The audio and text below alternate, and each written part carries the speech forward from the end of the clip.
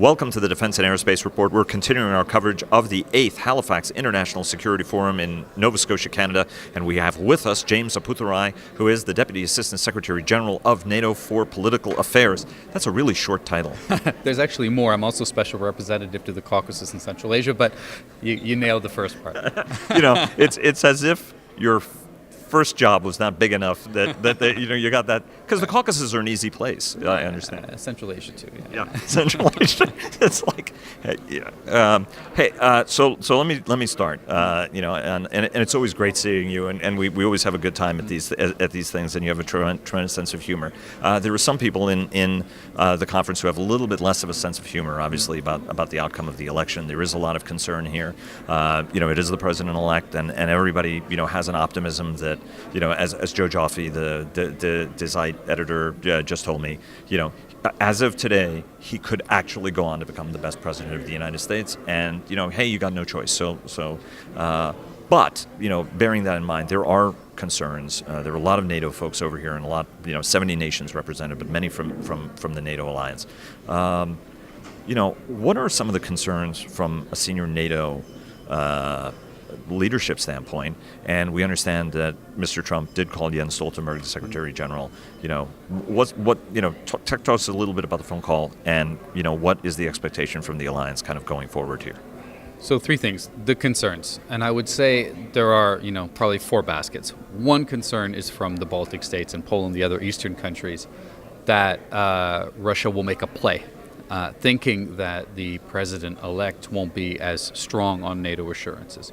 The second concern is on defense spending. Of course, all the allies are hearing a message that they really now need to turn it up and get to the 2%. I think the third concern relates to what Russia's doing in the Middle East.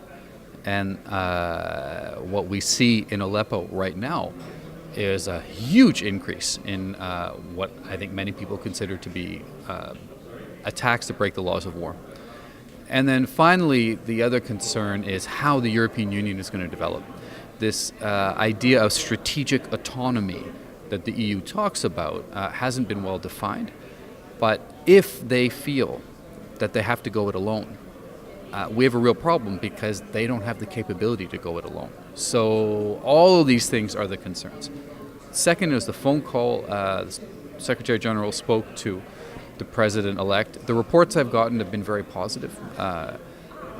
That they agreed on the importance of NATO, so that sort of maybe walks us back a little bit from the election campaign. What doesn't walk us back, from what I understand from the conversation, is that they both agreed that defense spending for the other allies is going to be a priority, both for us, of course, but that Trump is still going to push that. So we still have quite a lot of road to go even before he takes office. But the messaging is very important. The security assurances that the United States provides to all of its allies are not just important for the allies, but they're also sort of the big pole in the tent of U.S. security assurances around the world, for Asia, for the Middle East. If those aren't credible, everybody's going to start hedging their bets. And hedging their bets in some parts of the world means nuclear weapons. So there's really a lot at stake. Do you think, there are some folks who question, okay, so, so which one of the two Trumps are you putting more stock in, right? I mean, there was one official who sort of told me, like, look, we have to wait and see. We're going to have a positive attitude. But from your standpoint, what's your sense? And I speak from my personal belief is two things. One is, I don't think Americans, like in any country, voted because of foreign policy. They voted on domestic issues. That's what everybody does. So I think there probably is some flexibility when it comes to foreign policy with the incoming administration. That's always been the case with previous administrations. The second point is that support for NATO is a bipartisan consensus in the United States, in the Republican Party and in the Democratic Party. And a commitment to Europe has a bipartisan consensus. So, the foundations are actually very strong, despite what Mr. Trump might or might not have said. And then the final point is, he didn't say NATO's useless. What he said was people have to contribute. And actually, maybe that could be a positive outcome, that defense spending actually does go up. So that was one of the other questions, right? There were a number of other people who've said that there's one thing to make campaign promises, is another to actually govern, and now the governing part of it starts. So that's one positive, is that it could actually put pressure on people to spend more money. Mm-hmm. What are some of the other hopes that, as a senior NATO leader, what are some of the things, what are some of the priorities that you feel the United States and the alliance has to take the relationship in the next 4 years? So 4 priorities: stronger collective defense. Yes, defense spending. Third, we're going to have to look at doing more when it comes to fighting terrorism. I think this is going to be a Trump priority. And then fourth, we have to look at the resilience of our societies against interference from outside. And anyone can Google what Russia has been up to, and the DNC hack was a very important example of that. Germans now are expressing concern about their upcoming election. We've seen the engagement with French political parties, and I could go on and on. So that's a real concern, and we better make sure that our democracies are resilient, and NATO is looking at that now.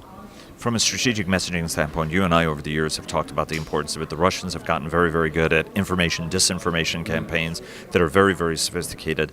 You can even look at the Trump election as sort of, one of the pieces along with Brexit, right? There was Russian support for Brexit as well, because it undermines the EU, this undermines NATO, or a sense of adding uncertainty to it. What are some of the things the alliance and alliance members have to do to regain the strategic narrative on this, both within their own populations?